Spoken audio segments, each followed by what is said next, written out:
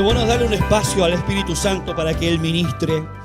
Qué bueno darle un espacio al Señor, que Él haga como quiera. Él es el Señor, Él es el dueño, Él es el amo.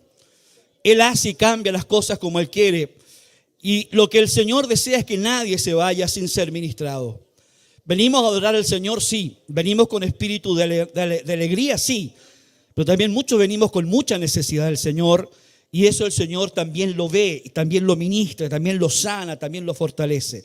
Hay enfermedades que no son físicas, que no se ven tan fácilmente, pero que están en el corazón del alma.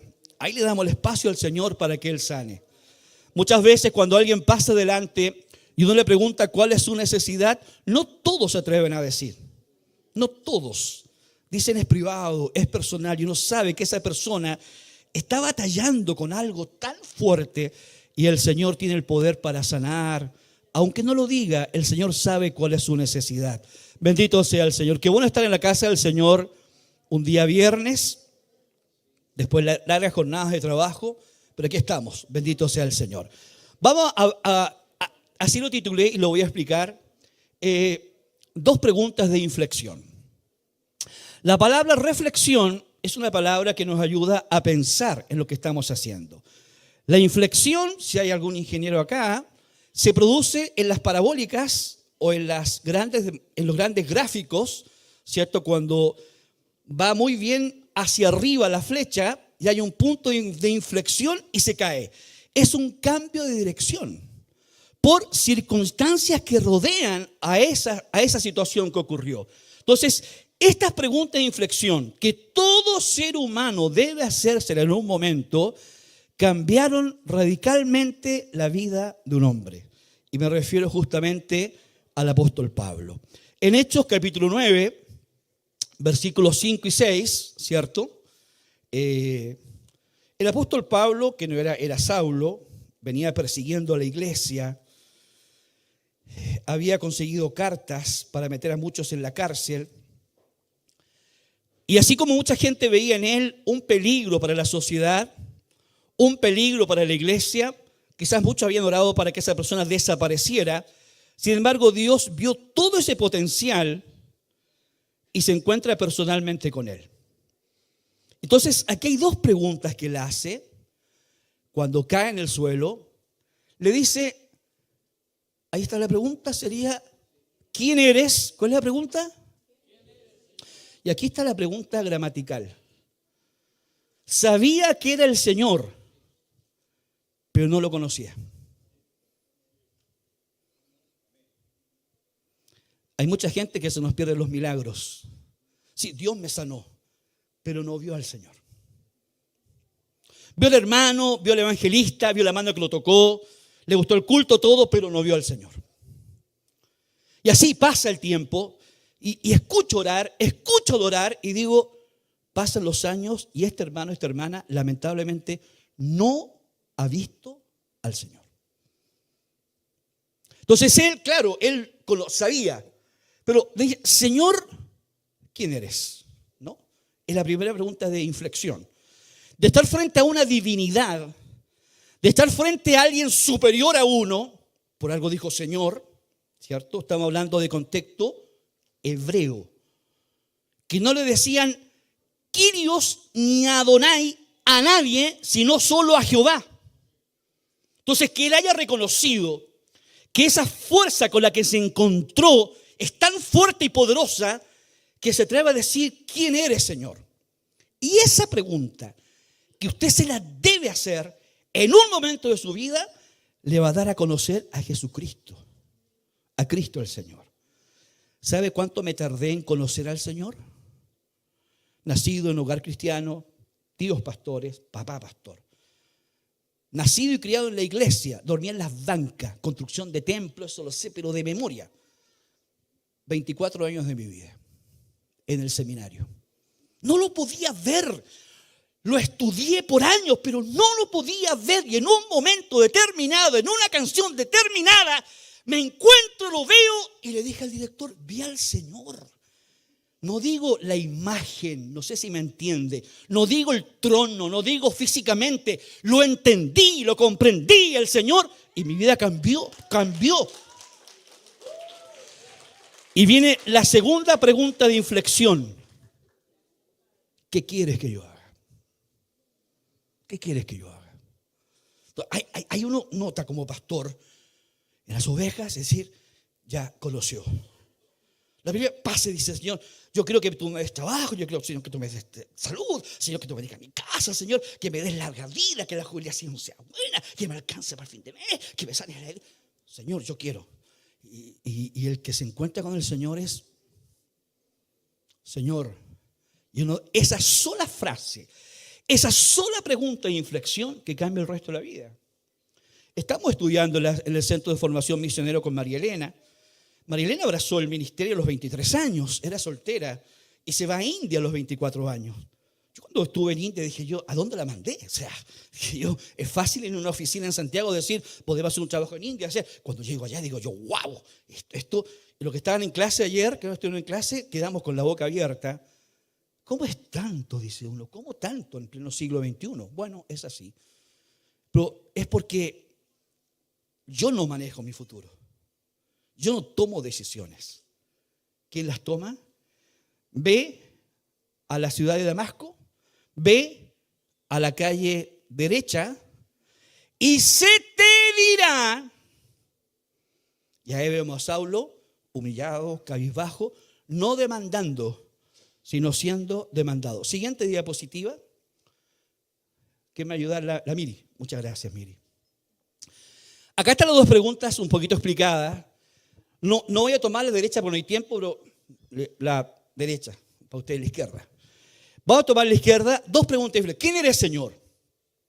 En esa pregunta tiene que venir y tiene que estar la revelación del Hijo. Y esa revelación del Hijo no la puede dar el pastor Sergio. No la puedo dar yo. Es algo personal, es algo que se busca, es algo que se anhela, conocerte.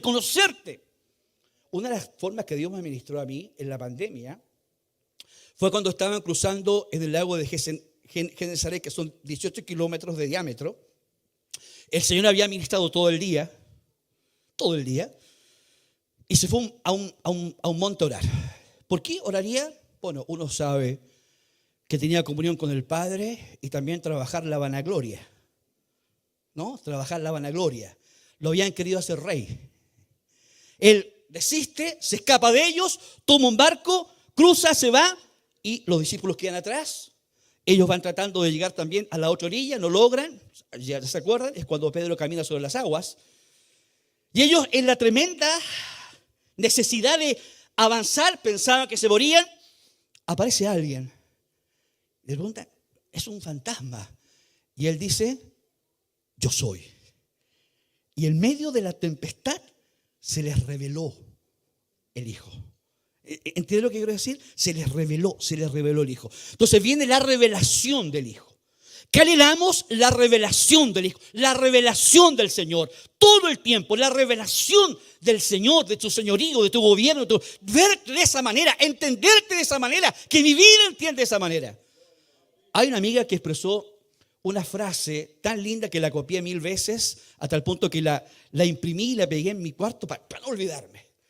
Y la frase dice, todo se trata de tu redención y de tu segunda venida. Entonces todo cobra sentido. Escuchaba a esa gente que dice, no le encuentro sentido a mi vida, y son cristianos. No encuentro sentido. No. En Él se cobra el sentido. Y lo vamos a ver en las Escrituras. Luego viene el querigma apostólico. ¿Qué predicaban? ¿Por qué la gente se convertía tanto? ¿Por qué la gente se entregaba tanto? ¿Qué predicaban? ¿Cuál es el contenido de la predicación?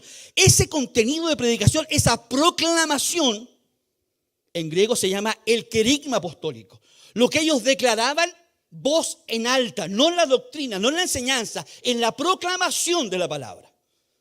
Y la única predicación que hay, escrita, completa, es la del apóstol Pedro, capítulo 2 de Hechos. Y ahí está el querigma totalmente, muy bien definido, que tiene que ver con lo siguiente. Mire, por favor. Este es el querigma. Los 4 estados de Cristo: la encarnación, la crucifixión, la resurrección y la exaltación.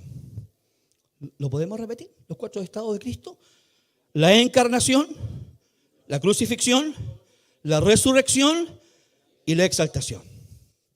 Todos vimos la película de Mel Gibson de Jesús. Unos salían con infarto al corazón, otros que no querían ver. Yo estaba recién operado, casi morí, me costó mucho recuperarme y me la mandan por video VHS. Mira la antigüedad de mi vida, hermano. Bueno, yo soy de la televisión Antú, que trajo la familia Boloco. De ese tiempo, de ahí para adelante, blanco y negro, color, VHS. Le encontré un detalle. Y los que pudimos escribir, le escribimos, porque ocupó gente cristiana de Hollywood, ligada a la Asamblea de Dios, para variar. Te faltó algo, Mel Gibson. ¿Qué le faltó a la película? El 4 estado, la exaltación de Jesús. Llegó hasta la resurrección y eso no es todo. Le faltaba la exaltación, le faltaba la glorificación. ¿Qué le faltaba? La glorificación. Cuando lean el término gloria o glorificación, es un producto terminado y aceptado y reconocido por el Padre. Por ejemplo, cuando Salomón construye el templo, ¿se acuerdan? Y terminó, ¿qué es lo que descendió? La gloria. Descendió la gloria. Dios glorificó el templo, dijo: está terminado, me gusta el modelo, es lo que quería, lo acepto, mi gloria. Entonces, cuando Cristo fue glorificado por el Padre, fue exaltado no por la iglesia, por el Padre. El Padre le entregó el reino, le pasó el reino al Hijo. Y el Hijo se sentó en el trono. Dé un aplauso al Señor.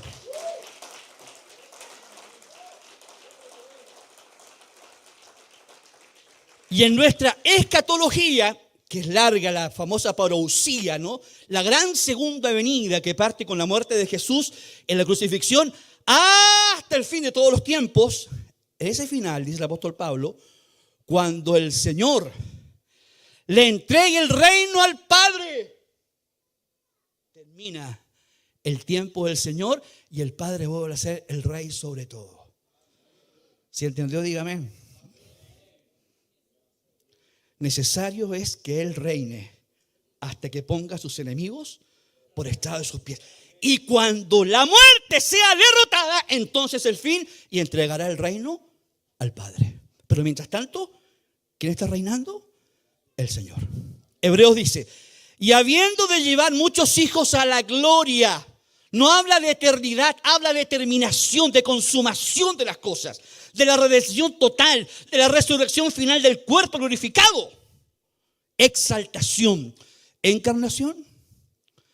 En una de las clases del discipulado, que no todo es comer, porque terminamos comiendo milanesa napolitana en casa, pero pasamos por toda la libro y todo lo demás. Partimos por el Espíritu, terminamos comiendo carnecita.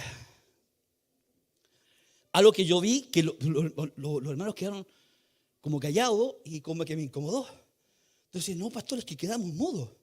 Y dije, ¿what? Dije yo. Jesús es 100% hombre y 100% Dios. No hay otro ser en el universo. ¿Por qué María no puede ser mediadora? No, si María es buena, tuvo el hijo, sí, pero no es 100% hombre y 100% mujer.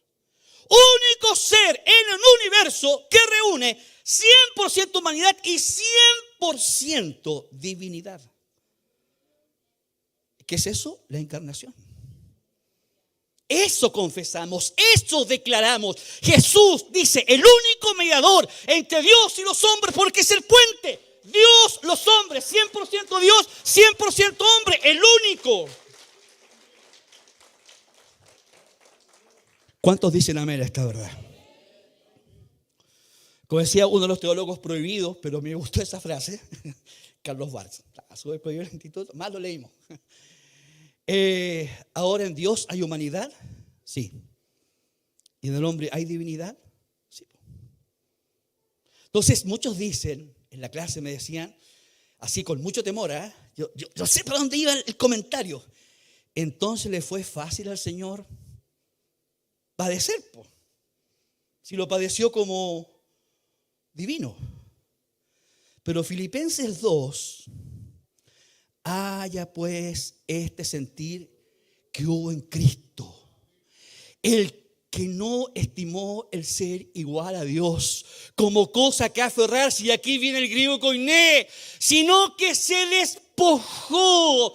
Usa la palabra kenosis, entregó su humanidad, esclavizó su humanidad al Señor y tomó forma de siervo y renuncia a su divinidad y toma forma de hombre y forma de siervo. Y enfrenta la cruz, 100% hombre, porque se vació de su divinidad. Usa la palabra kenosis, él se vació de su divinidad. Por eso te entiende a ti y a mí. Uno que fue tentado en todo según nuestra, en lo que estés pensando, en tu propia tentación, que luchamos, sí, Jesús pasó por eso. Pero dice, en todo. ¿Estás pasando por un momento de tentación? ¿Es fácil pasarlo? No. Le hemos enseñado a los varones, pida ayuda, no le pelee solo. Pida ayuda, llama a un hermano, llama a un mayor, llama a un líder de la iglesia. Estoy pasando por esto. No explique el pecado, pero dígalo. ¿Eso es la encarnación? Eso es la encarnación. La crucifixión, la resurrección, y no termina ahí. Todas las películas terminan ahí. Le falta lo mejor. Por eso que el apóstol Pedro, en Hechos capítulo 2, resume el querigma en un solo versículo que usted ha repetido 1000 veces en su vida. A este Jesús histórico, nacido de María, que vivió en Nazaret, a quien vosotros crucificasteis, crucifixión, muerte. Dios le ha hecho, Señor es dignidad, Señor es dignidad, y Cristo es oficio. Cristo no es el nombre, Cristo es el oficio, significa el Mesías. ¿Qué significa Cristo? El Mesías. Jesús es el Cristo de Dios. Entonces, no, el nombre es Cristo, no. Un nombre que es sobre todo nombre, Jesús, no Cristo. Cristo es el oficio, Cristo es lo que él hace. A este Jesús histórico que nació de María, que todos lo vimos, que se movió en Nazaret, como cualquier niño chico, que vivió, a ese Jesús, a quien vosotros crucificasteis. ¿Qué crucificaron? Un espíritu, no un cuerpo. Los evangelios dicen que al enterrarle la lanza salió agua, un vaso sanguíneo. Y después salió sangre, era un cuerpo físico, no un espíritu. El primer ataque que recibe la iglesia, primer siglo, fue Cristo no vino en carne. Todo espíritu, dice Juan, ¿no?, que declare que Cristo no vino en carne sea anatema. Anatema. Mi papá era súper pentecostal y bíblico, demasiado, literal. Entonces, cuando alguien estaba como tratando de endemoniarse, o qué, era chico, se salía para atrás y para buscar a la persona, así, y yo atrás de él, ¿qué iba a hacer? Le decía, ¿Jesús vino en carne? Y la persona que decía, ¡no! Caía y todo así. Y nosotros dijimos, callado en la casa, vos, así como con respeto al papá, y que me ponga la mano a mí. Entonces, digo, ¿sabes por qué hizo eso? No, papá, no lo había visto, me da hasta miedo. ¿Está en Juan? Pues me dijo, busca Juan. Ah, ¿verdad? ¿Está en Juan? Le dije yo, no, así, ni jugar. Todo al demonio le cuesta reconocer que Cristo es en carne. No lo va a reconocer. Pues hay gente que tiene dudas respecto a esto. La encarnación, 100% hombre, 100% Dios. Hasta el día de hoy, Por eso, Salmo número 8, que dice, ¿qué es el hombre para que tengas de él memoria? ¿Lo has vestido de magnificencia? No está hablando de él, está hablando de Cristo, que toma nuestra humanidad y la lleva al trono de Dios. ¿Entiende lo que él hizo? La lleva al trono de Dios. Por eso en Hebreos dice, ¿a cuál de sus ángeles dijo jamás, mi hijo eres tú? A nadie. Mi hijo eres tú. Yo te engendré hoy en la eternidad. Y comparte ese título con nosotros.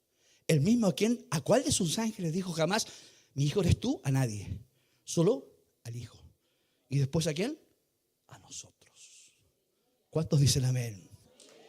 ¿Cuántos dicen amén? ¿Cuántos glorifican al Señor? Y están entendiendo, aleluya, ¿quién eres, Señor? ¿Quién eres? Aquí está. Esto es el Señor. Sigamos con la que viene, mire. Y aquí está el aspecto revelacional. Y no tengamos temor en usar la palabra revelación. No vamos a revelar un nuevo evangelio. Vamos a decir, Cristo debe ser revelado. Y le digo a la gente de alabanza que a mí Cristo se me reveló con una canción de un movimiento llamado Revolución de Jesucristo. Un señor que tocaba solamente una guitarra. Y un amigo me dijo en un Walkman. ¿Se acuerdan de los Walkman o no? Ya. Bueno. En el instituto éramos 500 alumnos y los más ricachones tenían Walkman. O sea, 10. El resto, Señor, en tu bendita misericordia, que alguien sienta. Pero si no, había que pedirlo prestado. Algunos lo arrendaban. Sí, hermano, cuando uno estudia pasa todo. Y le digo, y me lo presta y se me reveló una canción. ¿Entiende, Franco, lo que estoy hablando? ¿Entiende lo que estoy hablando? Hermano, nosotros los pastores rogamos que Cristo se le revele. Que lo vea. El aspecto revelacional. Primero, es una experiencia traumática. Estaba terminando la pandemia cuando Dios me visitó como nunca. Pues siempre decía al Señor, ya, pues Señor, hay tiempo, he orado, he ayunado, todo. Mes tras mes, no veo nada, no siento nada. ¿Cuándo se termina esto? Dime, ¿cuándo se termina la pandemia? Dame a mí, siempre son otros los que dan la palabra. Yo nunca doy nada bueno, Señor. Hablaba, discutiendo con Él, ayunaba, oraba, nada. Dije yo, ya, está terminando la pandemia, echábamos a trabajar. Gracias a Dios me guardó el trabajo, como un abortivo el último, llaman. Y al día siguiente Dios me visita.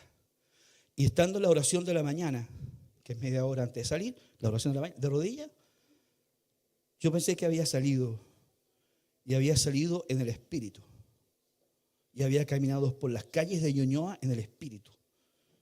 Y yo pensaba que estaba soñando, que era un video, que había quedado dormido, y Dios me empieza a hablar. Y no me habló suave.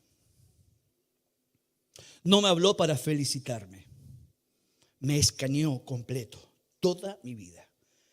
No me hizo sentir culpable, pero a mí me habló de las motivaciones. ¿Qué te motiva? ¿Por qué muestras estos proyectos? ¿Qué te motiva?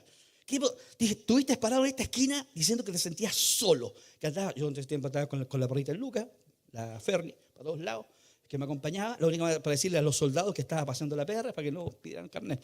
La perra. Aquí en esta esquina te quejaste y me habló. Ay, hermano, quedé tan mal, fui tan mal a trabajar y Dios seguía hablando y yo con una convicción de pecado. Y mi mentor sigue siendo mi papá. A uno de los 90 años sigo hablando con él. Le hablé, me dijo, qué bien, me dijo.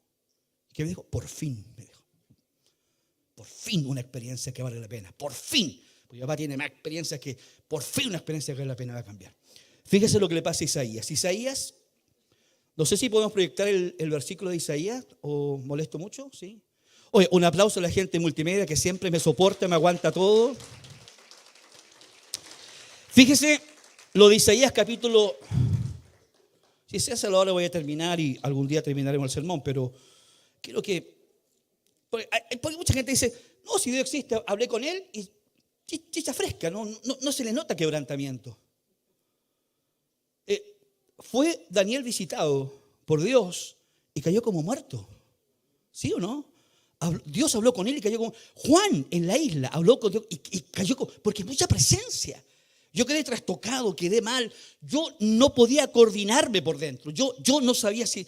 Muchísimas gracias. Capítulo 6, versículo 1 dice: en el año que murió el rey Usías, vi yo, ¿a quién? ¿A quién dice? Vi yo al Señor sentado sobre un trono alto y sublime, y sus faldas llenaban el templo. Hay que reconocer acá que la palabra falda no es pollera, no, es el trono del rey. Mientras más extenso era su territorio, más extenso era su falda, su capa, su honra. Por eso que el rey, cuando iba caminando, veían su capa que era enorme y no terminaba. Todos decían, qué tremendo reino, pero esto es tremendo. Cubría toda la gloria.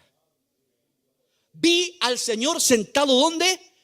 En su trono. Cuando muere Felipe, apedreado, ¿a quién ve? ¿A Jesús? ¿Dónde? Sentado en su trono. Yo sé que a los chicos de alabanza les gusta, levántate. No se va a levantar el Señor. Él está sentado en el trono reinando. No se va a levantar. Él está sentado reinando. No, él viene, sí, pero él jurídicamente un rey donde se sienta reina. Entonces, ¿han visto películas de los reyes? La serie Crown el trono grande, se sube más arriba que los demás, se sienta en el trono y todo el mundo baja la cabeza. El rey está sentado en su trono, baja la cabeza. ¿A quién vio? Vio al Señor. ¿En qué momento lo vio? Cuando murió su primo Usías.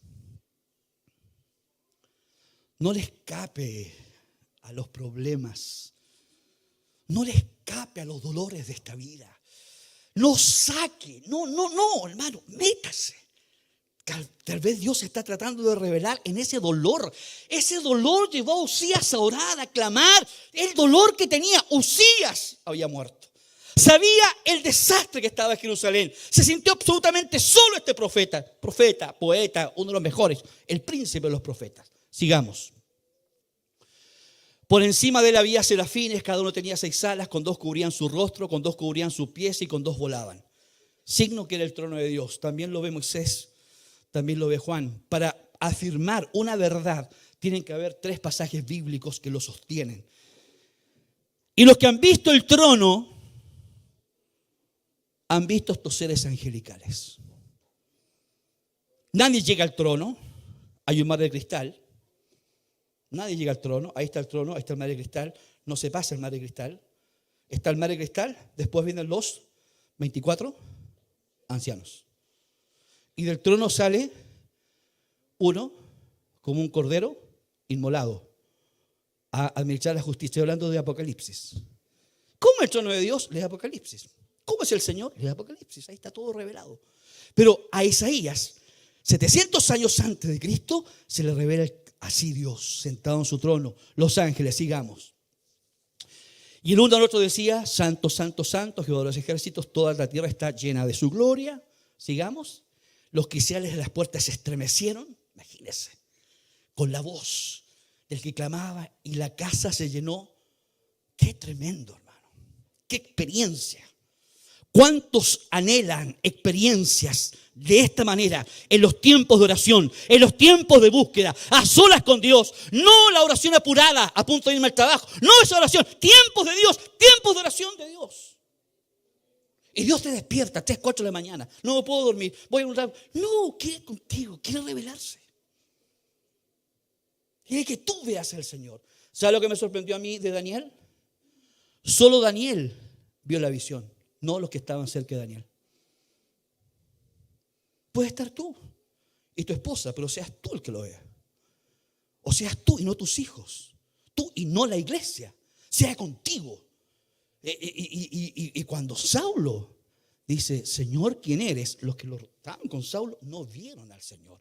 ¿Quién lo vio? Saulo vio al Señor. ¿Qué es lo traumático de Isaías? Sigamos. Entonces dije, ¡ay de mí! Cuando uno choca con la santidad de Dios, hermano, que esa vez me pasó que Dios me visitó, me sentía tan mal, como que todos mis pecados, todas mis debilidades estaban delante de Él. Y yo sentía que me moría, dije yo, así debe ser la muerte, no sé, o me está llamando, no sé, me está como trasladando al cielo. ¿Cómo le explico a mi papá o a Lucas va a quedar solo? Yo pensaba en todos esos pensamientos, me sentía tan mal, sabiendo que Cristo me había perdonado, pero mi pequeñez frente a su infinitez. Dice, ay de mí, que soy muerto, porque siendo hombre inmundo de labios y habitando en medio de pueblo que tiene labios inmundos, han visto mis ojos al Rey, a Jehová. 2 verdades.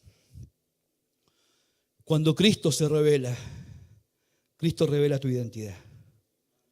¿Sí? Nadie se ve como lo ve el Señor. Todos nos vemos como queremos vernos. No sé si estoy bien, amo al Señor, o como un puesto en la iglesia. No me va tan mal en la vida. Estoy contento, agradecido. Tengo auto, tengo casa, tengo trabajo. ¿Qué más le pido a la vida? Ese orgullo raro. Isaías no estaba en pecado, ¿me entiendes? Isaías se guardó. Isaías está en santidad. Pero él, cuando vio al Señor, tiene esa identidad de sí mismo. Soy hombre de labios inmundos y habito con hombres que también tienen labios inmundos, y he visto al Rey de gloria. ¿Cuál fue el punto de inflexión en Isaías? Que su ministerio cambió. ¿Me está entendiendo? ¿Usted qué ministra en la iglesia? Que le falta esa gracia espiritual, ¿no? Sí, predico, pero me gustaría que Dios se moviera más. Todos decimos lo mismo. Más milagros, Señor. Que cuando cantemos la gente se empieza a quebrantar y llorar. Son buenos anhelos. Pero parte por esto. Cuando Moisés va a iniciar su trabajo, ¿con quién se encuentra? Con una zarza ardiendo y una voz que hablaba en la zarza ardiendo, que le dijo: quita el calzado de tus pies, estás pisando tierra santa. Y ahí Moisés cae. Ahí inició su ministerio. Todos les preguntamos lo mismo: ¿por qué el capítulo 6 no está en el capítulo 1 de Isaías? Bueno, para mí ahí empezó el ministerio de Isaías, y no antes. Ahí empezó ese encuentro traumático. Jacob, el príncipe de Israel, el que funda la nación de Israel, peleó ¿con quién? Con un ángel, que era Jesús, ¿cierto? Toda la noche. Y le dejó una marca, para que todos supieran que se había encontrado con Dios y había sido vencido. ¿Cómo se sentía Isaías? Vencido. He aquí, ¿no? Hasta que viene un ángel, toca sus labios, purifica sus labios, porque su ministerio iba a ser la profecía, la declaración, la proclamación de verdades. El siguiente versículo que ahí puse, fíjese, la palabra conocer, el aspecto revelacional, perfecto, muchas gracias, estamos conectadísimos. Fíjese, la palabra conocer es la palabra gnosis en griego, y significa conocer. Todos sabemos quién es el presidente de Chile, Gabriel Boric. Le guste o no le guste, la Biblia dice que toda autoridad es puesta por Dios. ¿Cuántos dicen amén? No hable mal de él. No hable mal de ninguna autoridad. Todas son puestas ¿por quién? Y las que hay, por Dios han sido establecidas. ¿Y nuestro deber cuál es? Obedecer. Honrar al rey, dijo Pablo, no en el mismo pasaje. Honrar al rey. Pero yo no lo conozco. ¿Quién lo conoce? Su mamá, su hermano. Entonces la palabra conocer aparece en Juan 19 veces. El conocer a Dios, el conocer a mi Padre, el que me conozcan, el conocer. Lea el libro de Juan y aparece la palabra conocer constantemente. Yo sé de esta persona, pero no conozco a esta persona. Sé de esta persona, no conozco. Sé del Señor, puedo estar años sabiendo de Él, abriendo énfasis, porque Él nos ama, amén. Porque Él viene por segunda vez, amén, puro énfasis. Pero uno nota que no lo conoce. Porque cuando uno conoce, la palabra conocer, Adán conoció a su mujer, intimidad. Se nota. ¿Por qué? Porque fue una experiencia dura, traumática, fuerte, de conversión. Y ahí usamos la palabra conversión. Vamos a Mateo capítulo 16, versículo 17, que usted conoce de memoria. Mateo capítulo 16, versículo 17. Usted sabe este pasaje bíblico que marca un antes y un después en la persona de Pedro. ¿Cierto? Jesús pregunta: ¿qué dicen los hombres de mí? Dicen, bueno, que eres Elías. Otros que eres Juan Bautista, porque Juan estaba preso. A Jesús lo confundieron con Juan. Y Juan, estando preso, que a mí no es que me cause risa, sino hasta Juan se confundió. Juan manda a sus discípulos a preguntarle: ¿eres tú el que había de venir o hay que seguir esperando a otro? ¿Y qué dijo el Señor? Dile a Juan que los enfermos son sanados, los leprosos son limpios, esto, lo otro, que se deje de tonteras, soy yo, no hay otro. Ya Juan se quedó quieto, bueno, y después Juan muere. Pero había tanta confusión. Entonces Jesús dijo: no importa que digan los hombres, ¿qué dicen ustedes quién soy yo? Y se levanta Pedro, ¿cierto? Se levanta Pedro y dice: tú eres el Mesías, no, tú eres el Cristo, el Hijo del Dios viviente. ¿Qué dijo el Señor? Bienaventurado eres, Pedro, ¿cierto? Porque no te lo reveló. El aspecto revelacional. No lo puedo hacer por usted. No queremos hacerlo por usted. No es la revelación solamente la Escritura. Es una experiencia de vida que produce una inflexión y un cambio en la adoración, un cambio en el servicio, un cambio en la santidad, porque tuvo una revelación del Hijo.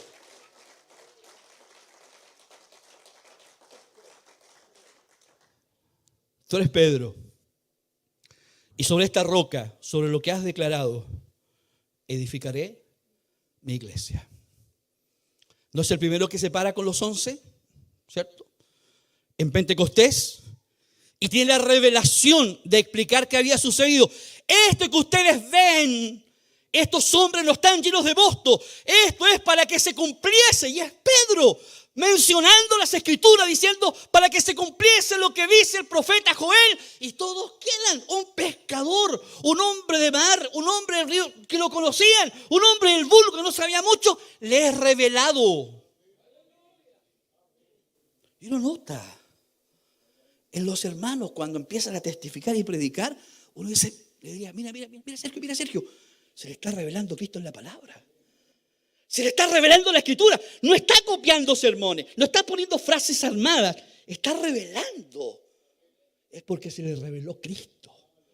No te lo reveló carne ni sangre. No es por escuchar predicaciones, no es por orar más, orar menos. Es Dios que se autorrevela y se revela y se mostró. Y Pedro dijo, Señor mío, Dios mío. ¿Cometió errores después? Claro, cometió errores. Pero fue el pastor de la iglesia en Jerusalén. Fueron perseguidos y ellos no se pudieron mover de ese lugar. Como los pastores en Ucrania. Van a volar las iglesias, pero son los últimos en irse. Pedro nunca se movió de Jerusalén hasta que muere. Y tenemos a Pablo en Hechos, ¿cierto? Que ya lo leímos. Pablo se encuentra con el Señor y le dijo, ¿quién eres, Señor? Y viene todo este aspecto revelacional. Conozco un hombre, dijo Pablo, que subió al tercer cielo. Y le fue revelado por el Señor. Vamos al nuevo nacimiento. Juan capítulo 3, versículos 3 al 5. El nuevo nacimiento no es patrimonio de ninguna religión, solamente del mundo cristiano. Porque las demás religiones permiten que el hombre haga mucho esfuerzo por alcanzar. Nosotros fuimos alcanzados, por eso hacemos la obra del Señor. No hacemos obras para alcanzar, hacemos obras porque hemos sido alcanzados. ¿Cuántos dicen amén? No es un libro de autoayuda, no, es una revelación del Señor, es una revelación de su persona, es una revelación de su señorío. No hago mi voluntad, hago la voluntad del Señor, entiendo esa verdad y comienzo a caminar. Por eso que después de la revelación del Hijo y el querigma apostólico, lo que había puesto ahí, viene la doctrina. ¿Y qué es la doctrina? ¿Cómo debes conducirte en la casa de tu Padre? ¿Cómo debes conducirte ahora en más que Cristo te ha sido revelado? Fíjese, el nuevo nacimiento, ¿no? Se acerca a Nicodemo y le dice, maestro bueno. No lo reconocía como el Señor. Mucha gente reconoce al maestro como un gran discípulo, son grandes discípulos. Son discípulos de por vida. Aman la palabra. Pero no logran ver al Señor en todo eso. Ven al Señor en el área de la maestría. Gran maestro, gran enseñador. Así se acercó Nicodemo. Y Jesús es duro con Nicodemo. Y le responde, ¿cierto? Respondió Jesús y le dijo, de cierto te digo que el que no naciere de nuevo, ¿qué pasa? ¿No puede ver? No va a entender mi señorío, no lo va a comprender nunca, lo va a repetir como repiten un rezo, pero no entiende el reino, no entiende porque no ha nacido nuevo. Y el nacer de nuevo es una acción del Señor en el espíritu del ser humano. No es una acción mía hacia el Señor, no es una acción de la iglesia sobre mí. No es que pase todos los domingos y el pastor Sergio ore por mí y se dejaste, que nazca. No es así. Y el recién nacido en la iglesia se nota. No hay que decirles nada, hermano. Uno dice, este nacido nuevo, se nota, se le reveló el Señor, se le nota los frutos, la forma en que se mueve, la forma en que busca a Dios, la forma en que predica, la forma en que enseña, se le reveló el Señor. Dijo, cuidado, le dice el Señor a Nicodemo. Si no naces de nuevo, no podrás ver nunca el reino. Nunca el reino. Lo podrás ver de lejos, pero no supuesto el reino. Cuando Juan Bautista predicaba, no predicaba del Cristo, del Mesías. ¿Qué decía él? El reino de los cielos se ha acercado. ¿Poca gente entendió? Claro que poca gente entendió. Cuando sus discípulos nacen de nuevo por el Señor, y se nace de nuevo por el Espíritu y por el agua. Así que hay que darle mucho sentido al bautismo en agua, mucho sentido, porque eso hace ver que yo vea el reino. Yo sé que hay muchas señales, pero yo quiero que usted las busque. ¿Cómo sé que he visto el reino? ¿Cómo sé que estoy en el reino? ¿Cómo entiendo? El siguiente versículo. Nicodemo dijo, ¿cómo puede un hombre nacer siendo viejo? ¿Puede acaso entrar por segunda vez en el vientre de su madre y nacer? Hasta ese momento Nicodemo nunca entendió a qué se refería. El siguiente versículo, a ver si está el que quiero leer. Respondió Jesús, le dijo a Nicodemo, de cierto te digo que el que no naciere de agua y del Espíritu, ¿qué dice ahí? ¿Pastor es salvo? Sí, yo creo que es salvo. Pero la palabra dice que el que no nace de nuevo no puede entrar, no está en el reino. No digo estar en la iglesia. Es un poco. La iglesia no es el reino de Dios, es parte del reino. ¿Sí? Jesús nunca habló de su iglesia. Él habló de la parábola del reino, de las cosas del reino, de los misterios. Nunca habló de la iglesia. Habló del reino, ¿no? Justamente sobre eso. Y Juan capítulo 17, versículo 3. Y aquí Juan revelando, y esta es la vida eterna. Esta es la vida eterna. ¿Qué escucha la gente cuando decimos vida eterna? En los cielos, después que muramos. Digo, qué equivocado estás, hermano. Para que tengamos vida eterna, como que todo es futuro. Dice, esta es la vida eterna. Que te conozcan a ti. Esta es la vida eterna. No después, es un presente, es una hora. Es porque se me ha revelado Cristo, porque he entendido el reino, porque entre el reino estoy ahí metido y entiendo esta palabra y digo, sí, esta es la vida eterna, que te conozcan, que haya relación, que haya cercanía, que haya intimidad. Estoy muy metido con el libro de Esther, le decía al pastor Sergio, no sé, entre Ruth y Esther, con esas dos mujeres de la Biblia. ¿Sabe qué son? Bueno, acuérdense que estoy fielmente casado con la soledad. Eso es eternamente y para siempre. Ahí estamos intentando con César hacer una obra, una dramatización de Ruth. Con 4 capítulos espero que nos salga. Vamos a iniciar, ojalá Dios quiera, el área dramática de la iglesia. La pastora Cindy sueña con una iglesia que rescate las artes para el Señor. Estoy ahí hablando con mi sobrina, que es bailarina profesional de ballet, que un día nos visite. ¿Sí? Estoy indagando. Pero estoy con Esther, muy metido con Esther. Porque va a ser la base bíblica de nuestra conferencia. Y Esther narra la vida de 2 personas. Vasti, la esposa legítima. ¿Cuál fue el pecado de Vasti? El rey Asuero la manda a buscar. ¿Y qué dice Vasti? No voy a ir. Y se niega. Y reta al rey. Y su reino, que se lo escribió hoy al Centro de Formación Ministerial, partía en Israel y terminaba en India. India ya existía, hermano. Que mire todo lo que es para allá, hasta allá. Y la esposa le dice, no voy a ir. Vasti representa a la esposa porfiada, insumisa, dueña de sí misma.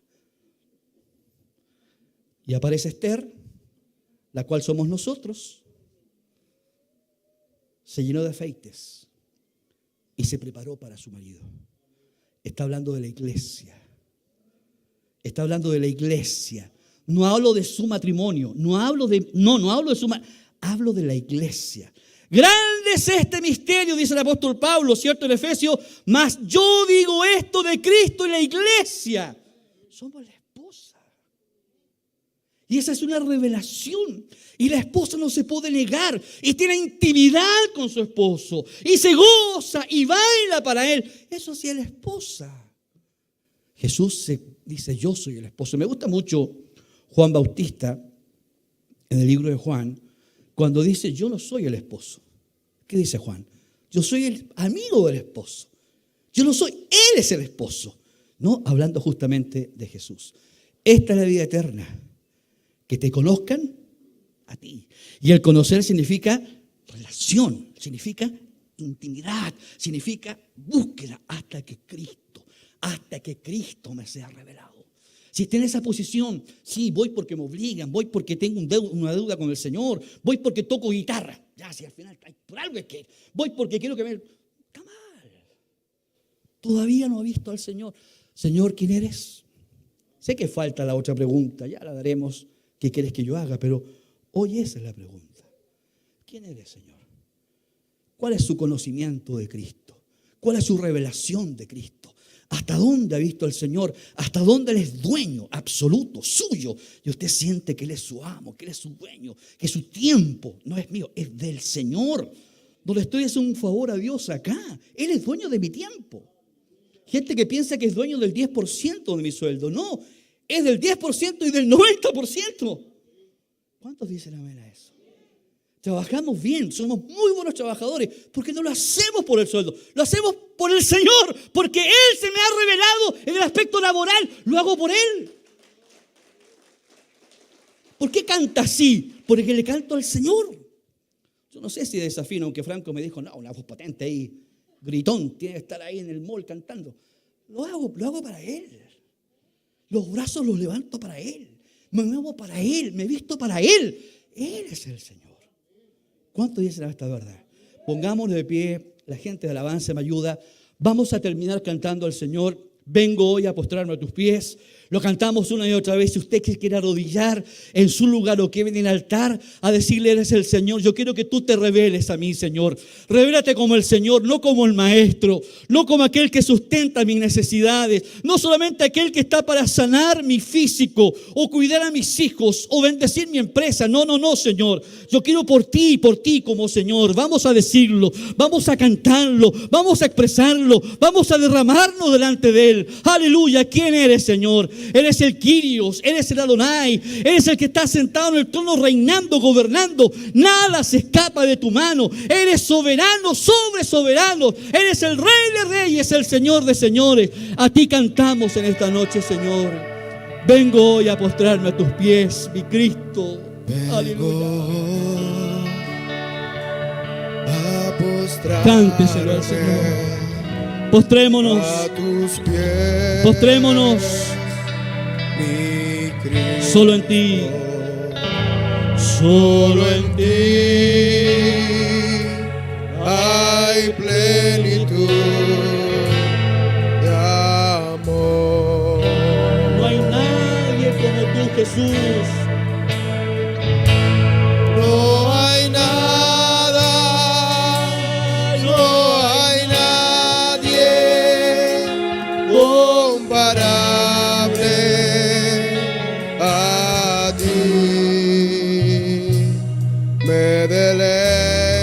Adorándote, Jesús. Adorándote. Me deleito. Adorándote. Me deleito. Es tu esposa. Jesús, es tu esposa que te ama aquí. Es tu esposa que levanta sus brazos y te canta a ti, Señor, Señor. A ti el honor, a ti el honor, a ti la gloria, Jesús. Aleluya.